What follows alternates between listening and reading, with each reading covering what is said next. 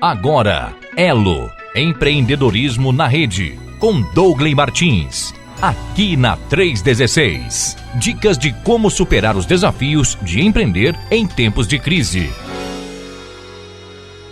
Nesse momento, então, né, a gente vai estar aí em conexão com o nosso querido amigo Douglas Martins, que estar aí conversando, vai estar conversando com a gente já, né, aqui no nosso Movimento Elo Empreendedorismo Conectado, agora, aqui na 316. Começa agora, na Rede 316, o Movimento Elo, empreendedorismo conectado. Se você deseja empreender e crescer, não perca este encontro com Douglas Martins.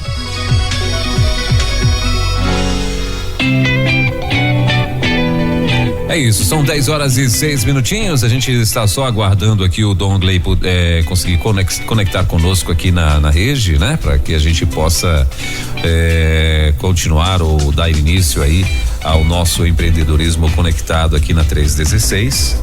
Obrigado por você que está aí plugado. Já tem uma galera com certeza que já fica aguardando o Douglas, né? Para você que é empresário, enquanto ele não começa a falar. Você pode mandar aí para o teu povo, se você conhece algum empreendedor, alguém que está sonhando em abrir um negócio e tal, né? Ou até mesmo algum empresário. Então, uma boa dica para você. Toda terça-feira às 10h da manhã a gente tem esse bate-papo aqui com o Douglas Martins, né? Que está, ele sempre toda terça-feira está aqui com a gente nesse bate-papo bacana, sempre nos trazendo muita coisa boa, muitas orientações, né? E sempre pautado aí pela palavra de Deus, sempre baseado aí na palavra de Deus. Não é isso, doutor Douglas? Bom dia, querido, tudo bem? Seja muito bem-vindo mais uma vez. Douglas, me ouve? Alô? Olá, Douglas, tá me ouvindo? Agora sim. Elber? Agora deu certo. Bom dia, meu irmão, querido. Tudo bem? Bom dia, tudo bem, graças a Deus. Deu uma travadinha aqui, mas já estamos conectados, né? Amém, glória a Deus, é isso daí. Então, acontece, né? Ontem quem ficou aqui fora do ar quase que uma hora fui eu. Enquanto a gente não tem o 5G aí chegando, né? Aí a gente tem que conviver com essas oscilações nos serviços. Exatamente, mas glória a Deus, né? Já estamos aqui, muito bem. E aí, tá tudo bem? Estamos aqui, prontos e apostos. Pronto, tá em Curitiba? Curitiba, rapaz, nós estamos aqui. Eu tava brincando com uma amiga hoje pela manhã. Sim.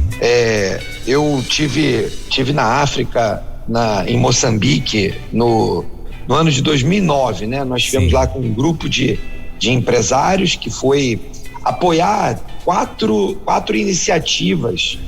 três iniciativas lá em Moçambique. Passamos lá 15 dias, eu acabei ficando um pouquinho mais, porque fui antes para preparar, depois no final para terminar ali algumas questões. E lá então, numa dessas localidades onde nós estávamos, nós tomávamos banho de canequinha, né? Sim. Pegava água no rio, tomava banho de canequinha. Coisa boa.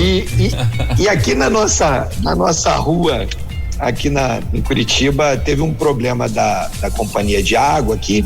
Sim. Que por alguma razão parou de fluir a água na tubulação para dentro da nossa região aqui do condomínio. Eita. E aí, rapaz, hoje de manhã então o banho foi moçambicano. Foi não? E aí eu mandei um zap para essa amiga que foi viajar com a gente, também mora aqui no condomínio, falei, olha, se você precisar de um pouquinho de água, tem um balde aqui. Então, Dizem eles que resolvem isso até amanhã, então vamos aqui viver um dia moçambicano. Vixe, ainda não resolveram então, misericórdia. Essas coisas que a gente ainda convive nos dias de hoje, né? É verdade. E que assolam o Brasil inteiro. Eu falo aqui e espero que os nossos irmãos das regiões mais longínquas, onde a estrutura de saneamento talvez ainda não tenha chego com regularidade, né? é que talvez aqui na cidade de Curitiba isso é um episódio tão fora do normal, né? Sei lá, eu moro aqui nesse mesmo lugar há 20 anos. Sim. É a primeira vez em 20 anos que a gente passa por isso. Sim. E eu sei e conheço muitos lugares no Brasil onde essa é a realidade, né? Sim. Você tem água um dia, não tem água outro. Você não tem tubulação levando a água até a sua casa. E eu não estou aqui de forma nenhuma fazendo nenhum tipo de piada com esse tipo de contexto. É que eu acho que os irmãos vão entender a comparação é em relação ao contexto que nós vivemos no ambiente urbano, né, de uma cidade maior, onde a infraestrutura supostamente já existe e já funciona, né? Sim.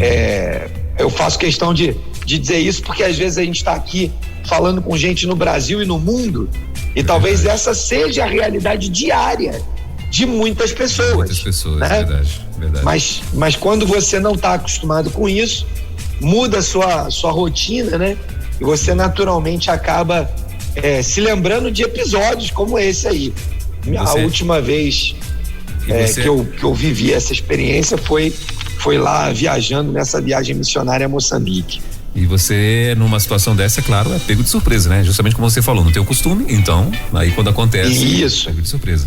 E sendo que quando você está num contexto em que isso é natural, né? Você está vivendo isso todo dia, ainda que isso não seja prazeroso, saudável ou gostoso para o dia a dia de qualquer pessoa, né?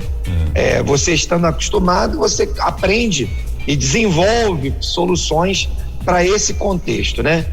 Só para finalizar essa questão aí, o Elber, e contar essa experiência diferente no nosso dia a dia aqui, lá em Moçambique, nessa viagem, sabendo dessa situação, nós levamos para lá, para esse local onde nós fomos ficar. Era uma família de missionários que estava lá, eles tinham uma escola bíblica, uma espécie de seminário, era uma fazenda. E lá nessa fazenda, então, tinha esse contexto. Nós compramos um motor que puxava a água do rio e levava, né, para uma região mais fácil de ser conseguida. E lá nesse local, o pessoal fez uma espécie de, tipo um tonel assim, onde você enchia de água e daquele tonel, então, você descia por uma ducha ali que a gente instalou e acabou gerando um chuveiro, né, com outras infraestruturas. Então, quando você está num contexto como esse, você acaba tomando soluções criativas que melhoram o seu dia a dia. Mas quando você não está preparado, você acaba então tendo que improvisar com soluções menos eficazes, menos eficientes, como a canequinha, né? Que não é tão eficiente para a realidade urbana que a gente vive, né? Verdade. Mas assim, se bem que claro que para você agora ter essa vida todos os dias dessa forma é ruim, né? Mas quando você chega num lugar desse para conhecer e tal, é interessante, né? Uma experiência bacana. É impressionante a experiência, né? Isso talvez fosse tema para uma conversa de um programa. É verdade. A viagem a Moçambique é uma experiência, assim como nós temos aqui, né? A nossa junta atuando de missões nacionais, atuando aqui em viagens missionárias para a Amazônia, né? Nós temos aí normalmente 2, 3, 4 viagens aí regulares, pelo menos aqui do Sul a gente tem levado vários voluntários nessas viagens, pelo menos 1 ou 2 por semestre. E naturalmente no Brasil inteiro tem outras viagens. Então, aqueles que gostariam de viver esse tipo de experiência missionária no campo, indo em lugares que eventualmente não são tão estruturados, tão infraestrutura tão grande, você pode procurar aí na Junta de Missões. Temos várias iniciativas, seja com a carreta indo para o sertão, seja com os barcos indo na Amazônia. Temos muitas oportunidades aí para se envolver em viagens missionárias incríveis. Essa, por exemplo, nós fizemos em parceria com a Junta de Missões Mundiais. Tivemos, na época, todo o apoio da Junta de Missões Mundiais e fomos em 26 pessoas. Foi um evento, assim, uma viagem incrível, organizada pela igreja local, mas com o apoio e suporte da Junta de Missões Mundiais. Foi muito jóia, Elber. Maravilha, eu imagino que deve ter sido uma experiência fantástica. E levaram solução também, né? Glória a Deus. Então, assim, já que foi já que foi uma viagem onde tinha ali com certeza alguns visionários, chegaram lá, já trouxeram uma solução, já arrumaram um motorzinho e já deu jeito na canequinha também. Nós fomos com eram 26 pessoas, desses 26, pelo menos 20 eram empresários, né? Pessoas com esse viés empreendedor, sejam eles profissionais liberais ou empresários, empreendedores em empresas, né? Então tínhamos médicos, enfermeiros, dentistas, administradores, e aí foi um mutirão, né? Porque nós fomos para um orfanato, fomos para uma fazenda, fomos para uma coletividade, para uma região onde havia uma cooperativa, e aí pudemos levar ali soluções na área médica, soluções na área de cooperativismo, soluções de construção de hortas comunitárias, soluções como essa, né, nessa fazenda eles plantavam mandioca e cana-de-açúcar e aí transformavam isso em bolo, pão, doces, farinha, e nós levamos então para lá soluções de automação, motor, para poder viabilizar, né, esse pessoal produzir com muito mais fluidez e muito mais produtividade. Então, a experiência empreendedora no campo missionário. Muito bem. É um pouco do que a gente também tem falado aqui, nossas empresas podendo impactar através de negócios com missão, né, o mundo afora e vários lugares no nosso Brasil e pelo mundo afora. Muito bem. E dá até pra gente fazer o link com o nosso assunto de hoje, né, Dongley? Poder. Já deixei a bola aí pra você. Influenciar, né? Então, dá até pra fazer um link aqui com o assunto de hoje, né? E é bacana demais, porque vocês foram lá levar soluções, né? E com certeza melhoraram muita coisa por lá, ou deixaram muita coisa funcionando de uma forma mais produtiva, vamos dizer assim, né? E então tá aí. E hoje nós vamos falar sobre isso, vamos falar sobre poder para influenciar. Acredito que num outro contexto, mas dá para fazer esse link.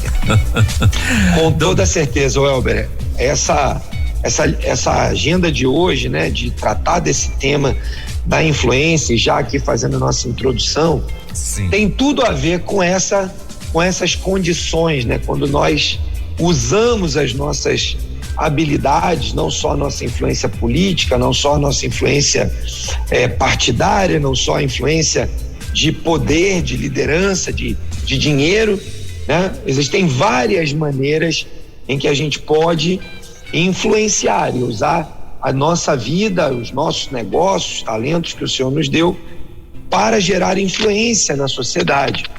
Nós, assim como esse exemplo desse grupo que foi lá na África, naquela região ali de Moçambique, levou influência, né? Influência tanto no sentido empreendedor quanto no sentido transformador, como também no sentido de criar modelos de pensamento cooperativo para uma determinada região. Nós podemos hoje usar as nossas vidas, nossos negócios e a nossa influência para trazer para a realidade onde nós estamos inseridos uma transformação naquele contexto. Isso pode ser tanto no contexto empresarial, do muro para dentro, né? Quando você influencia as pessoas que estão ali com você. Isso pode ser uma influência do muro para fora, quando nós entramos na sociedade e exercemos influência na transformação de uma micro-região ou numa cidade ou em algum contexto mais amplo, talvez nacional. Nós temos aqui no Brasil vários exemplos de várias empresas que têm usado os seus negócios para trazer esse tipo de influência. Eu posso dar aqui o exemplo de 3 empresas, só para exemplificar, certamente tem tantas outras, mas nós temos aqui em Curitiba o Grupo Akiyama, que tem um instituto e está trabalhando na influência junto aos entes públicos aqui para através de, por exemplo, um aplicativo que eles estão patrocinando, estão trabalhando para ajudar os conselhos tutelares a implementarem soluções para essas crianças em vulnerabilidade. Nós temos, por exemplo, o exemplo da Cargolift, que é uma empresa de logística nacional que tem usado sua influência para transformar a vida de pessoas que se envolveram com a drogadição. Tem uma casa de recuperação, tem um instituto, trabalham apoiando essas pessoas a se recuperarem e a se reinserirem no mercado de trabalho. Nós temos o exemplo da Forte Leve, que é uma indústria da área da construção civil, que produz caixas d'água, que levou para vários lugares no sertão um projeto chamado Água Viva, que tem levado água para muitas regiões. E aí nós poderíamos ficar aqui uma manhã inteira citando vários exemplos. Eu só quis trazer alguns exemplos em áreas distintas de influência em que nós podemos influenciar do muro para fora. E talvez você fique aí, né, pensando, puxa, mas eu sou uma empresa pequena, eu não tenho tanto dinheiro, eu não consigo fazer coisas tão grandes, então eu quero convidá-lo a ser uma influência do muro para dentro. Talvez você possa usar a sua influência para transformar a realidade daquelas pessoas que trabalham com você. Talvez influenciando essas pessoas a estudarem, a se prepararem, talvez influenciando essas pessoas a serem justas, honestas, talvez influenciando essas pessoas a respeitarem as outras e fazendo com que não só no seu contexto de trabalho, mas também depois quando elas vão para suas casas, para suas igrejas, para suas famílias e em todos os lugares onde elas exercem algum tipo de influência, que elas possam então multiplicar essa influência. Eu separei para essa conversa de hoje um texto no livro de Salmo. Nós sabemos que Davi influenciou uma geração, influenciou uma nação e trouxe sobre esse povo uma série de ensinamentos, e um desses ensinamentos está lá no capítulo 82 do livro de Salmos, que eu queria compartilhar aqui com os nossos irmãos, né, os nossos ouvintes.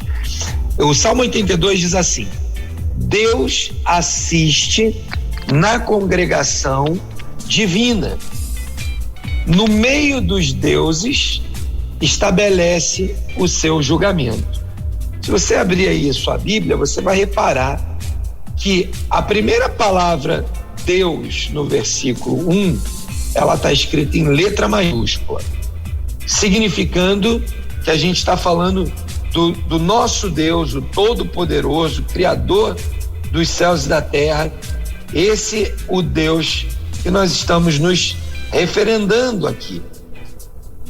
Assim como a segunda palavra, no meio dos deuses, ele está em letra minúscula, se referendando a toda e qualquer entidade ou pessoa ou divindade escolhida por homens para serem feitas como deuses, estabelecendo de certa forma uma liderança, uma primazia ou alguma referência sobre a vida de uma pessoa ou muitas pessoas, né?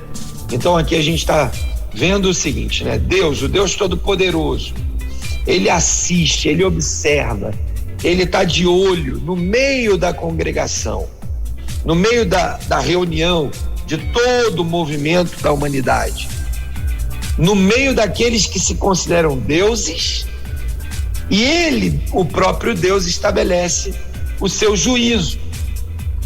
E aí ele continua dizendo: até quando vocês, então, né, como se Davi estivesse dizendo, olha, Deus assiste no meio da congregação, ele está no meio desses supostos deuses e ele estabelece julgamento. Então, até quando vocês, vão julgar injustamente e vocês tomarão partido na causa do ímpio, naquele que julga injustamente, que não faz uma justiça adequada? Até quando vocês se colocarão na posição de Deus? Ele continua o versículo 3 dizendo: fazei justiça ao fraco e ao órfão, procedei retamente para com o aflito e o desamparado.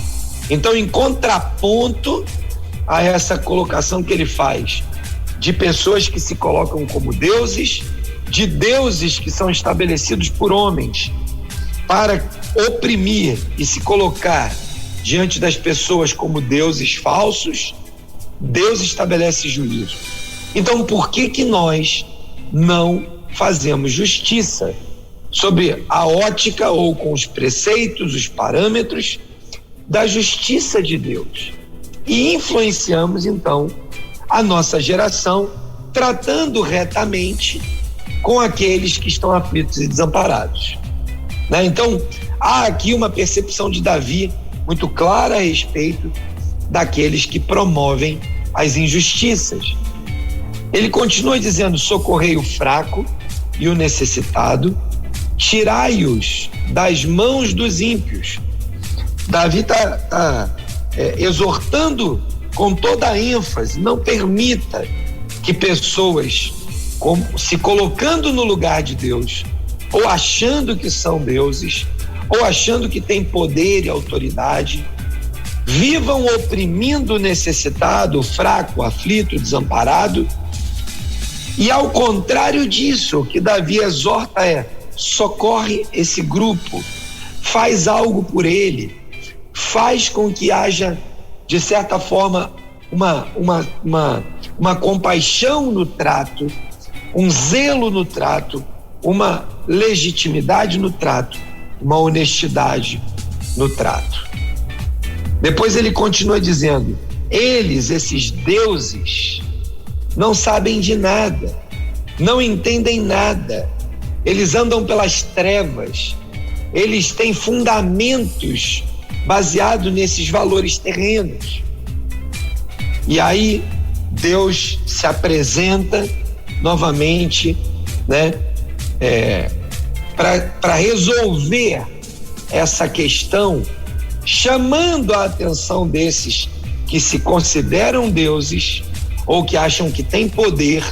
Eu vou fazer aqui essa comparação, onde ele fala deuses com letra minúscula, com aqueles que têm o poder de influenciar, que têm o poder de governar, o poder de liderar, para que a gente entenda claramente que o nosso Deus tem interesse pleno, completo, em liderar acima das cabeças daqueles que se acham líderes, que têm o poder da influência, mas que não fazem nada, ou que tomam para si o poder e tentam julgar, subjugar as pessoas, ao invés de tratar a causa daqueles menos favorecidos.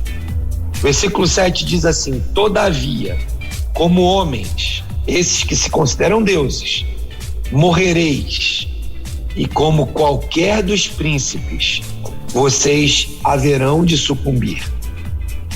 E aí ele termina o capítulo 82 dizendo: levanta-te, ó Deus, julga a terra, pois a ti compete a herança de todas as nações.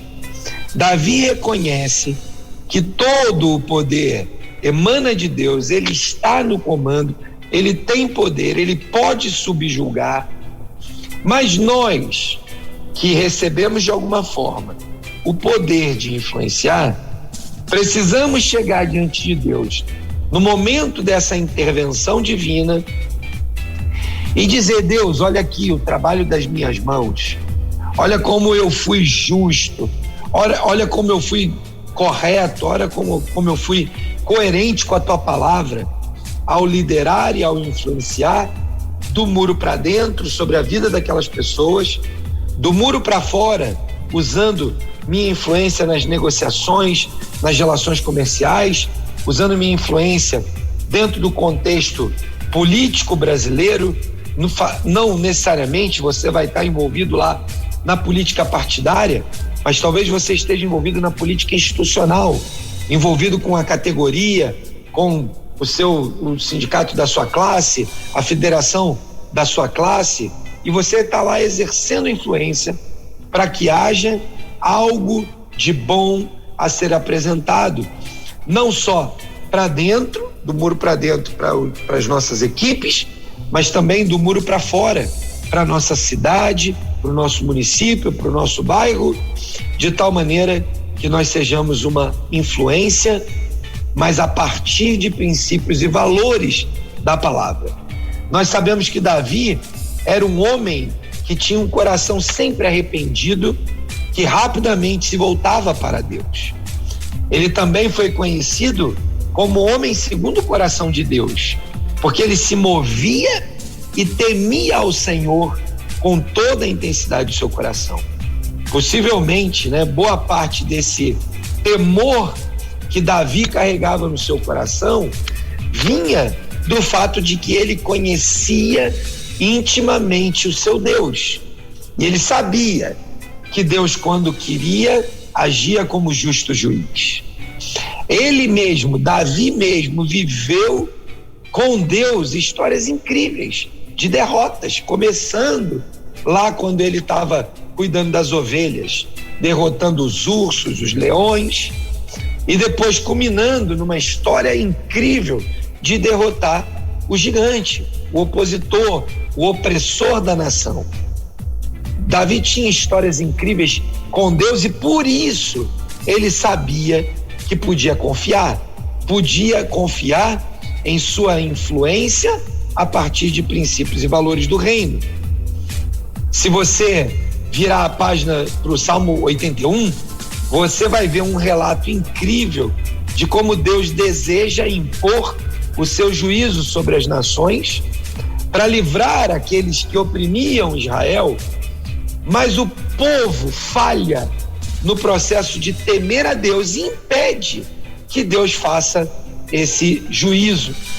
Assim como Davi, a gente precisa compreender o poder de Deus e tudo que Deus pode fazer no processo de definir decisões, de influenciar a mão do poder daqueles que têm poder para julgar, daqueles que têm poder para influenciar, e que Deus deseja que nós tomemos uma posição de sermos uma influência, tanto do muro para dentro quanto do muro para fora, para evitar que a gente venha cair no julgamento de Deus e não tenha aquilo que a gente poderia ter para apresentar diante de Deus e dizer: olha, Deus, olha aqui o trabalho das minhas mãos.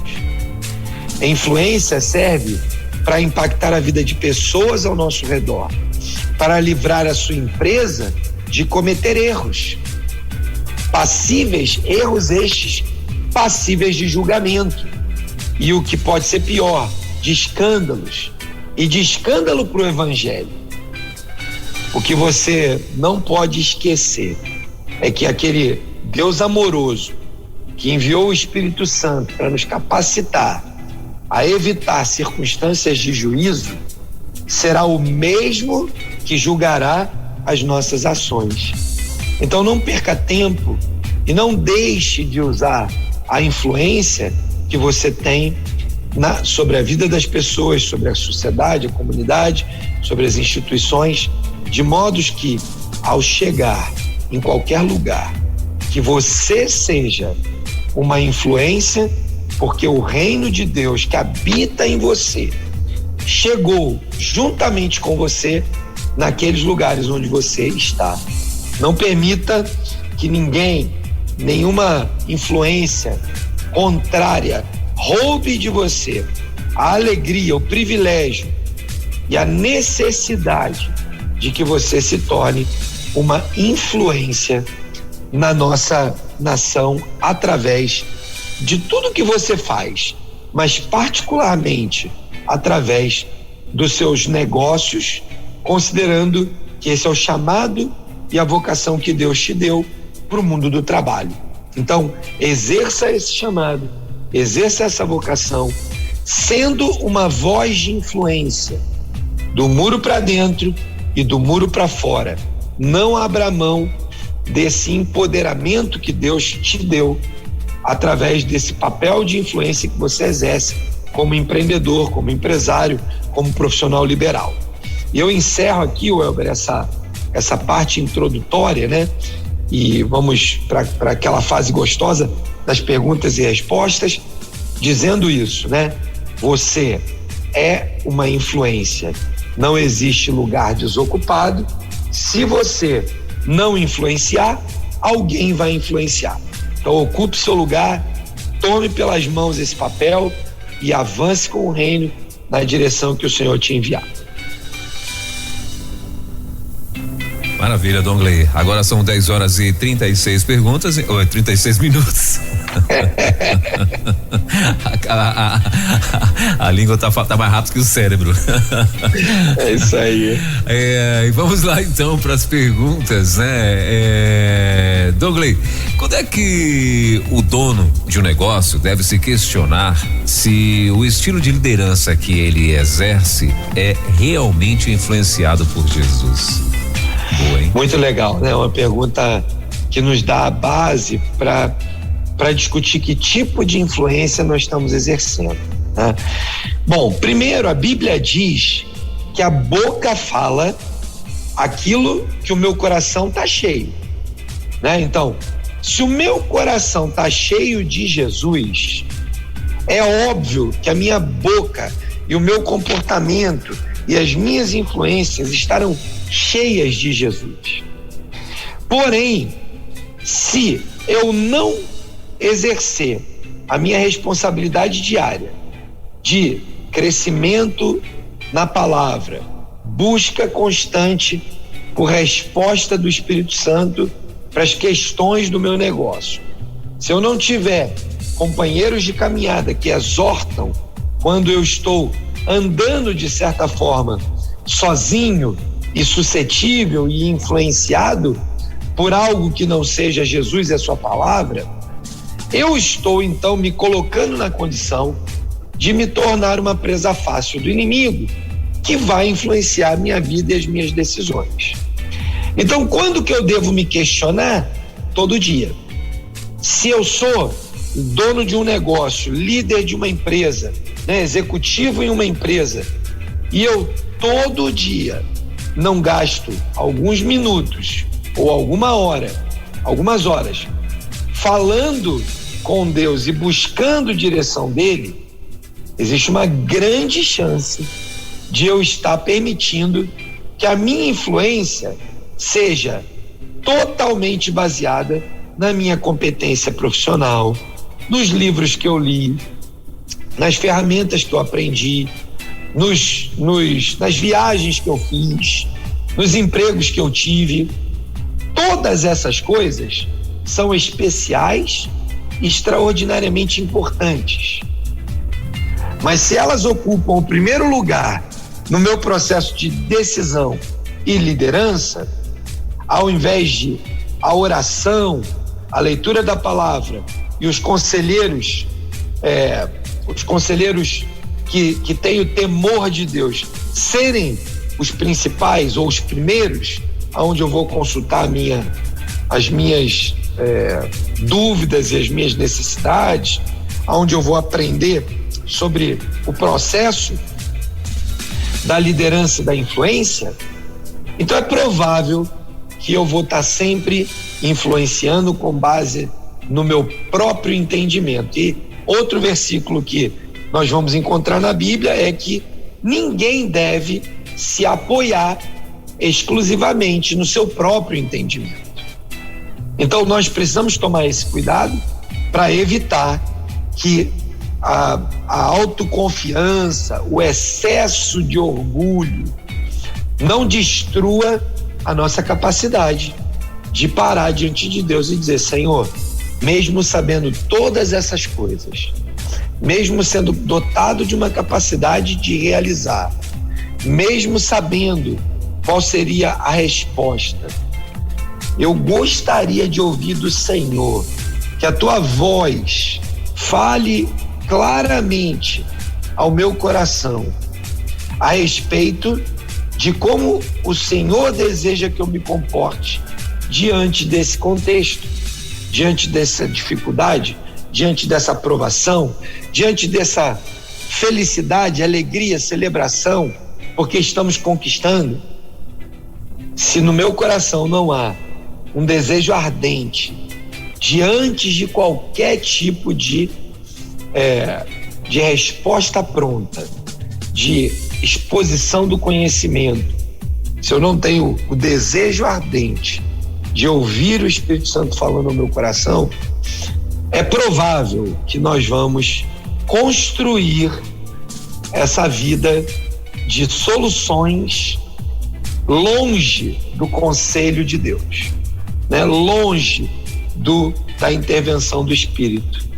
E, consequentemente, é muito provável, para não dizer 100% provável, mas é muito provável que você perderá aos poucos a capacidade de ouvir com ouvidos espirituais, ouvir com o ouvido da fé aquilo que o Espírito Santo quer revelar para que você conduza o seu negócio de uma maneira A ou B ou C.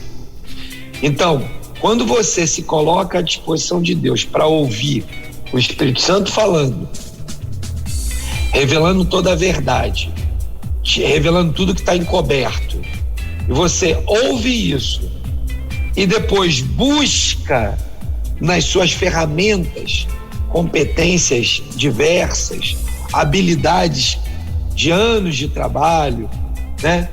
Atitude proativa, e junta isso, aí então provavelmente você terá a melhor estratégia, a melhor iniciativa, a melhor possibilidade de utilizar a sua influência para transformar aquela situação toda. Então, meu conselho e essa é a forma como eu tenho procurado praticar na minha vida.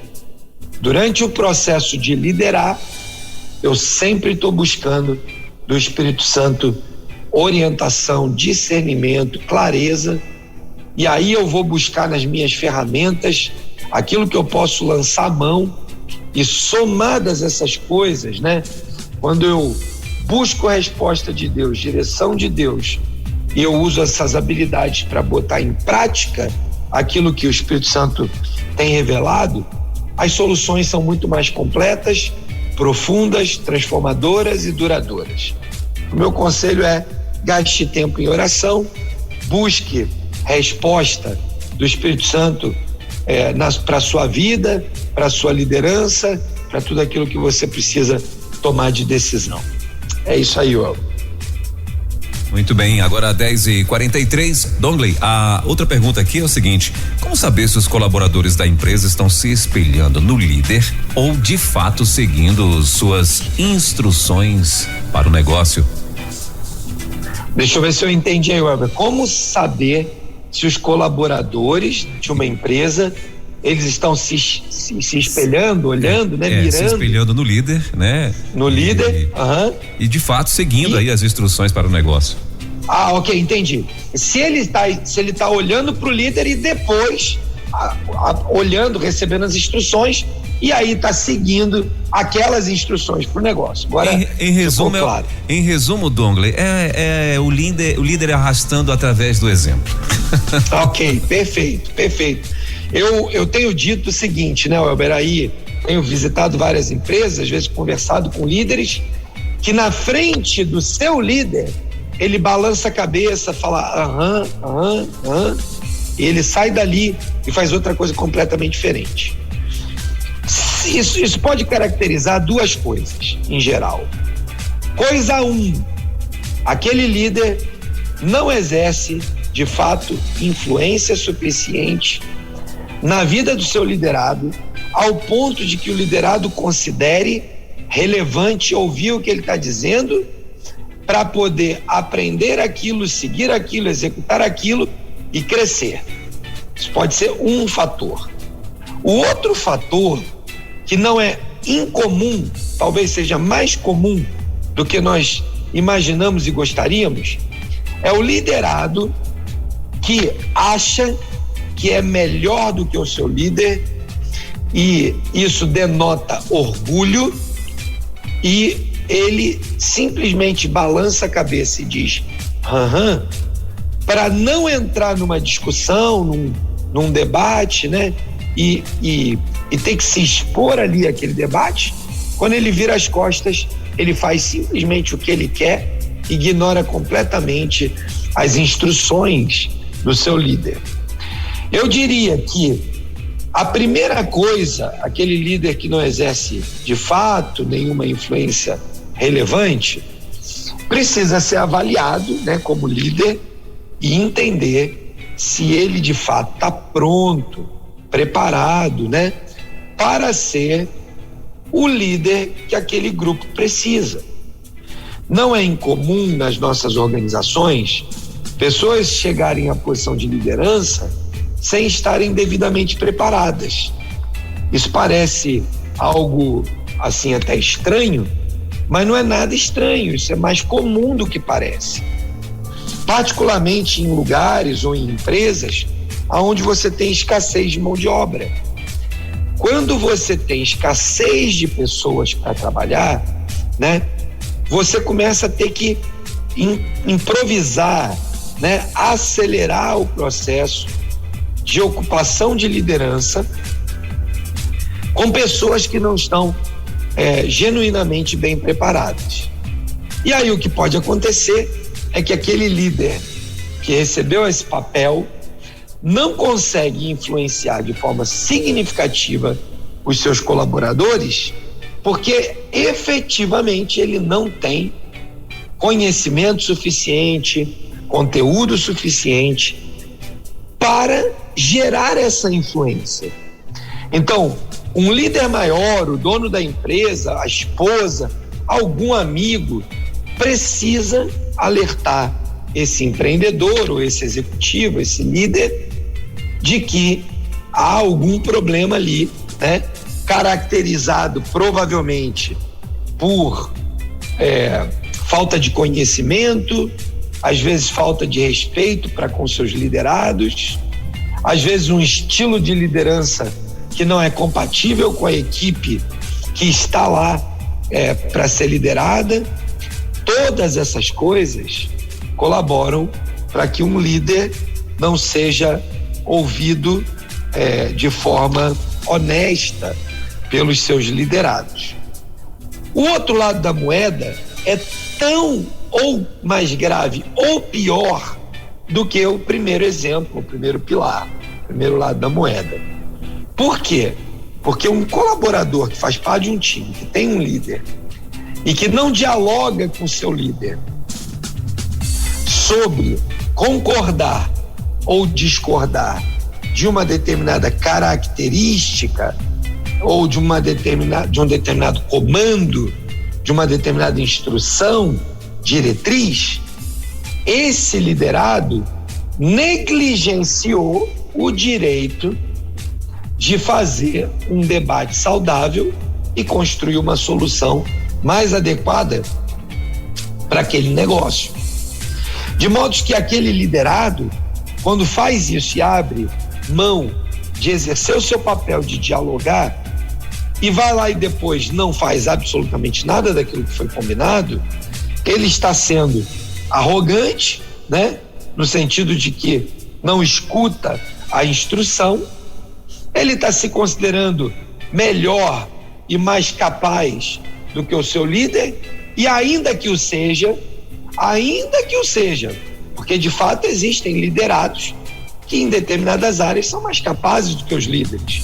E não há nada de errado nisso, não há problema nenhum nisso.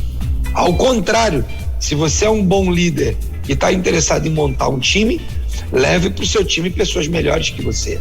Elas vão contribuir muito com o seu dia a dia e vai haver uma troca muito saudável, todo mundo crescerá. né? Então não é incomum que num time haja um liderado que é mais capaz do que o líder, mas ele não tem o direito de se colocar na posição de juiz e fazer julgamentos contrários, né, ou de qualquer natureza contra aquele líder, já que o líder está em papel de autoridade sobre aquela liderança, de modo que ou eu me comporto adequadamente, procuro o líder, explico para ele o meu ponto de vista e negocio com ele um possível caminho diferente, ou então eu estarei me colocando numa posição de orgulhoso, de uma pessoa que não acredita no diálogo, de uma pessoa que não tem interesse em contribuir para o desenvolvimento da organização. E aí isso é muito ruim, né? Então, como é que eu fico sabendo se os colaboradores estão olhando o líder e executando as instruções? Acompanhando meus liderados, vendo cada vez que eu dou uma tarefa, se ele desenvolveu e entregou no resultado aquilo que foi combinado. Passo 1. Passo 2, vou verificar como que ele executou a tarefa, de modo que eu consiga entender se ele executou exatamente como eu instruí, ou se ele executou de uma outra forma paralela a que eu instruí, mas obteve o mesmo resultado ou um resultado melhor, de tal maneira que eu possa também, como líder, trazer esse liderado para perto e dizer: olha, eu te dei essa instrução, você disse que faria, você fez de outra maneira, que deu um resultado até melhor. Por que você não conversou isso comigo? Já que você tinha convicção de que esse era o melhor caminho, por que você não conversou comigo? E aí, pode ser que o líder descubra algo que ele talvez já imagine, mas não quer enfrentar. Talvez o seu liderado diga para você, né? O liderado, não o líder, o liderado vai dizer para você: olha, toda vez que eu trago uma ideia para discutir com você, você rechaça a minha ideia. Você não quer ouvir, você não dá atenção. E eu decidi então que eu não vou trazer mais ideias aqui, porque isso não agrega valor nenhum.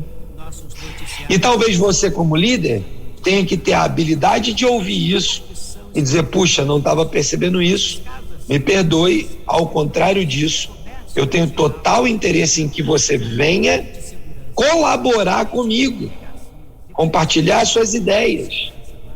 E na próxima atividade, você checa novamente.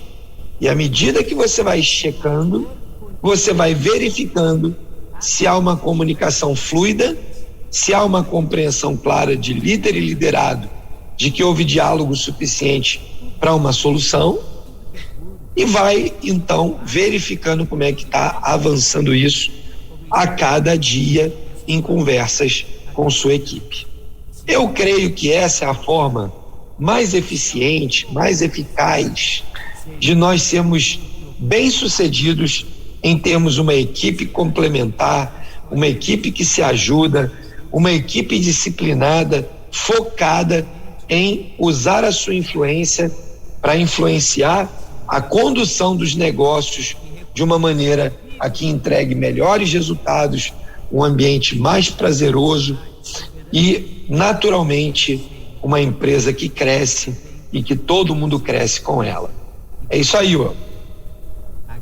Maravilha, Dongley.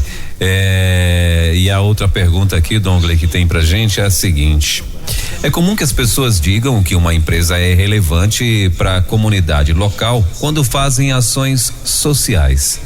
Mas quais são as outras formas que um líder e sua empresa têm de serem a imagem de Deus e influenciarem na sociedade, Dongley? Fantástico, Elber, fantástico. Como eu queria que muita gente ouvisse essa pergunta e a construção dessa resposta, né? Vamos lá. Nós vivemos num país que, em função de muitas mazelas, ainda tem muita desigualdade social, muita gente desempregada, muita gente necessitada, Então, a ação social, ela acaba sendo a forma mais emergente de acolher e suportar a região, a área de influência aonde a minha empresa está inserida, né? Então, se eu tenho uma empresa que vende caixa d'água para o Brasil inteiro, então nada mais justo do que eu produzir um projeto de ação social de levar água para essas pessoas. Se eu trabalho numa empresa que faz comida num determinado bairro da cidade, nada mais justo de que eu separar um pouco da minha comida e servir àqueles que estão passando necessidade de alimentos. Então, essa emergência social, ela deveria estar no olho de todas as pessoas, né? Eu conheço empresários que dizem assim: isso é problema do governo, né? E eu tenho dito para todo empresário: isso não é um problema do governo, isso é um problema do reino de Deus. Se você ama Jesus e a sua empresa é uma empresa do reino de Deus, então no reino de Deus há justiça, paz, alegria no Espírito Santo. Ele não é comida nem bebida no sentido de que eu não trabalho para isso, mas eu trabalho para produzir justiça, paz e alegria. De modo que uma pessoa que está na minha convivência, na minha área de influência e que está passando fome, não pode ter, é impossível ter alguém assim e dizer eu sou feliz, né? É impossível. Ela pode falar aquilo da boca para fora, mas o seu estômago está ali, seus filhos estão ali, né? Então a gente pode e deve exercer uma influência imediata, mas eu creio que os projetos de ação social, particularmente esses que têm caráter assistencialista, eles precisam ter um começo para resgatar da crise, e em seguida eu preciso dar o próximo passo, que é gerar dignidade através do trabalho para essas pessoas. Então, eu sou adepto daquele movimento em que socorre da crise e depois insere no contexto de trabalho. Então, é possível, por exemplo, uma empresa selecionar, por exemplo, pessoas em situação de rua, identificar o histórico dessa pessoa, procurar saber de onde ela é, de qual família ela é, e talvez dar um emprego mais simples para ela. Se você tem uma empresa que precisa lavar pratos, lavar prato não requer uma especialização gigantesca. Então você pode facilmente pegar essa pessoa e dar um treinamento para ela, de tal maneira que você possa empregar alguém para lavar os pratos, e isso vai dar dignidade a essa pessoa, vai dar um salário para ela, vai dar a chance dela reconstruir a sua vida. Se você, por exemplo, é uma panificadora, né? Você poderia pegar uma família que está aí na sua comunidade, no seu bairro, na sua região, que você ficou sabendo através da sua igreja, ficou sabendo através dos amigos do bairro, e você poderia levar alguém dessa família lá na sua panificadora e ensinar essa pessoa a fazer alguns pães simples que ela possa fazer na casa dela. Você poderia dar para ela a farinha e os insumos de tal maneira que você iniciasse um programa, talvez, quem sabe, você possa dar para ele o nome de Pão da Vida, e você possa ter um gancho para explicar para essa pessoa por que você está fazendo isso por ela. Qual é o normal? Qual é a empresa que vai ensinar alguém a fazer o que ela faz? Em geral há um sentimento contrário a isso, mas você ensinando ela a fazer um pão, dando a farinha, o fermento, os primeiros insumos para ela, e dando a ela a oportunidade de fazer esses pães, primeiro, talvez ela saia da condição de quem não tenha nada para comer. Segundo, quem sabe, se ela for um pouco empreendedora, ela poderá vender para os vizinhos, bater na porta das pessoas da cidade. E assim, a gente poderia ficar aqui uma manhã inteira dando exemplos. Por exemplo, uma das empresas que eu visitei, ela tem a política de, nos eventos anuais do Dia dos Namorados, por exemplo, eles pagam jantares para as famílias, para os casais, com o intuito de que esse jantar gere um impacto, um evento na vida daquela família, daquele casal, daqueles namorados, de tal sorte que eles possam contar depois como foi a experiência deles de terem feito participado desse jantar. Não é incomum a gente encontrar ali pessoas que nunca tinham tido a oportunidade de jantar fora com o seu marido, com a sua esposa, porque não tem dinheiro suficiente para isso. E aquela empresa então proporcionou uma experiência incrível. Eu conheço outras empresas que decidiram, por exemplo, abrir para a comunidade uma sala de treinamento e produzir, por exemplo, treinamentos na área de finanças domésticas. Eu não sei se todo mundo sabe disso, mas um dos maiores problemas que as famílias têm, talvez 2 dos maiores problemas que as famílias têm, estão ligados à falta de educação financeira e a drogas na família.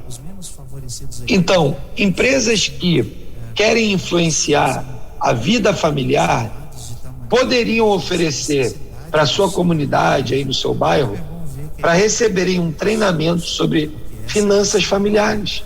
Certamente na sua empresa você tem alguém que tem habilidades financeiras, que poderia montar meia dúzia de slides explicando como é que eu faço para conseguir sair de uma dívida, como é que eu faço para organizar o meu orçamento doméstico, como é que eu faço para poupar, como é que eu faço para tomar decisões financeiras e com isso impactar de forma significativa uma família.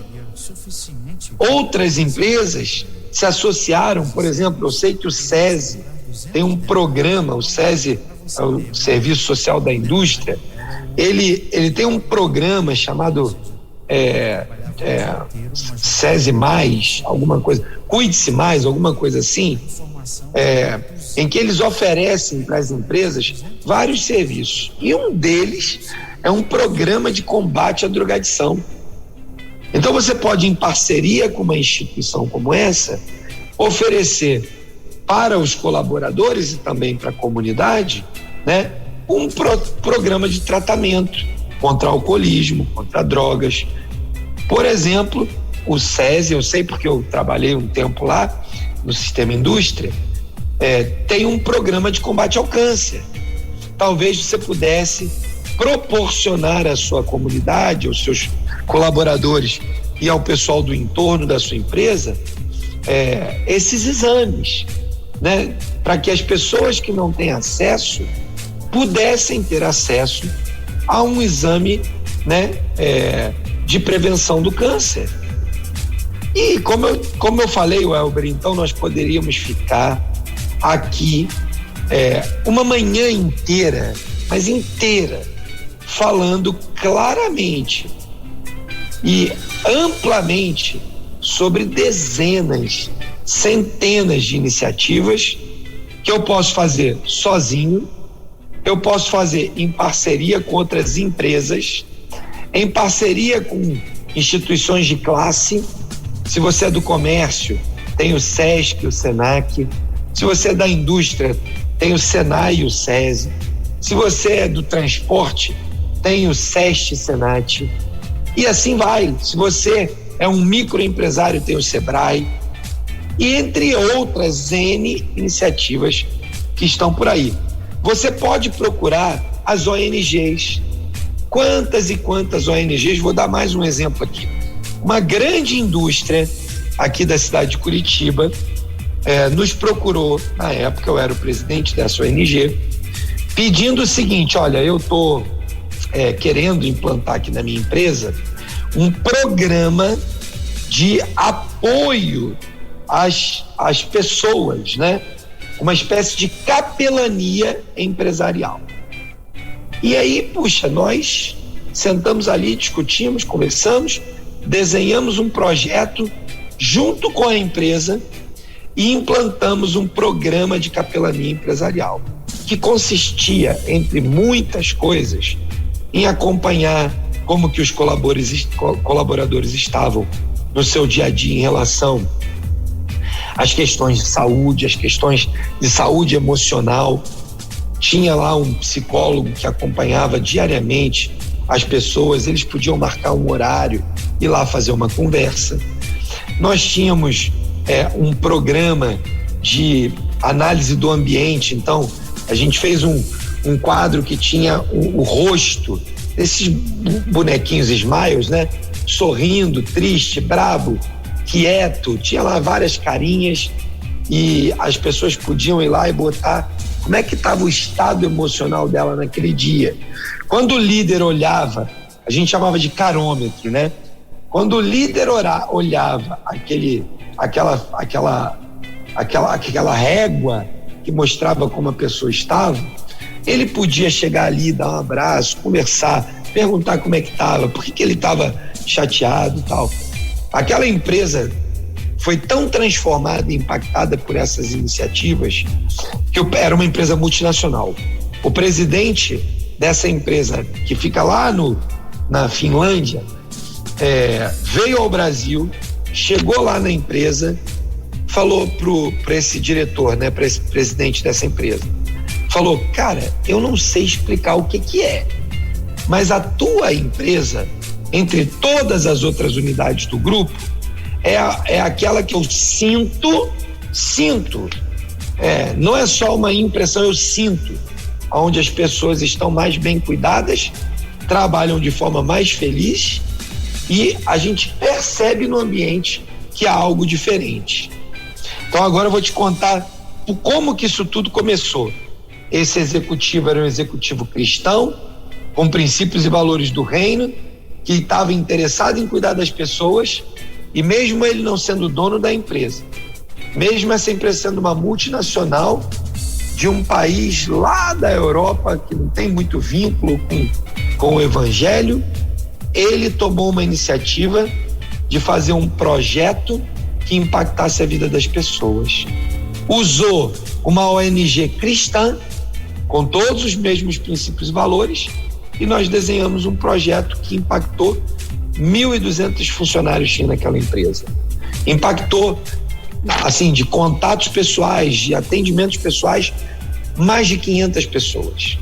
Então, a gente pode fazer tantas e tantas e tantas coisas que eu sugiro aqui, já indo para o final, Helder, que quem puder ir lá no site do movimentoelo.org.br, baixe lá o livro Minha Empresa, Meu Ministério, é gratuito.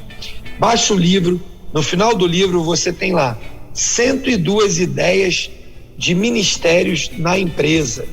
E aí lá você tem uma série de iniciativas já compartilhadas, já executadas por várias empresas, que você pode se espelhar para começar a fazer alguma coisa aí no seu ambiente e gerar uma influência incrível para dentro e para fora da sua empresa. Maravilha, Dongley. Então tá aí. Então repete mais uma vez aí o nome do livro pro pessoal que tá aí na escuta com a gente.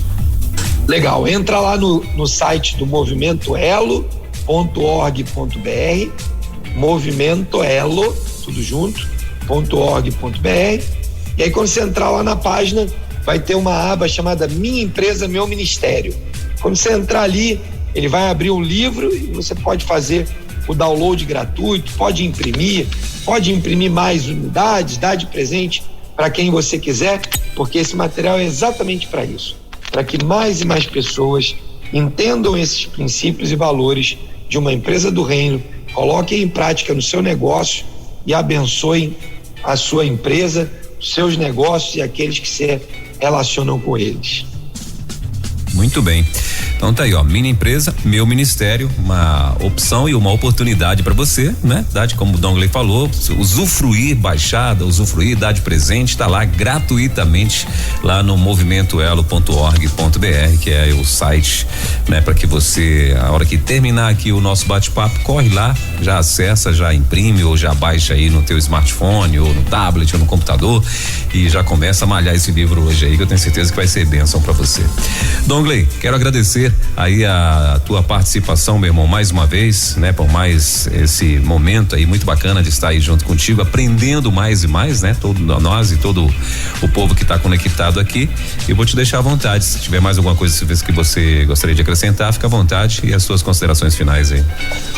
Maravilha, Weber. Eu acho que a gente, como semana que vem nós vamos continuar nesse assunto da influência, né? Nós vamos tratar ainda mais uma vez sobre esse contexto do poder para influenciar, e aí eu quero trazer agora uma outra perspectiva, né? E então vamos continuar esse tema na próxima semana. Nos vemos aqui mais uma vez.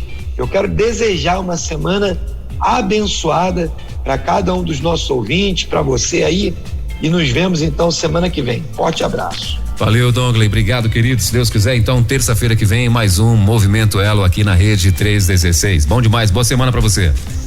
Valeu, forte abraço. Valeu, valeu. Elo, empreendedorismo na rede, com Dongley Martins. Baixe agora os podcasts em nossa plataforma rede316.com.br. Dicas de como superar os desafios de empreender em tempos de crise.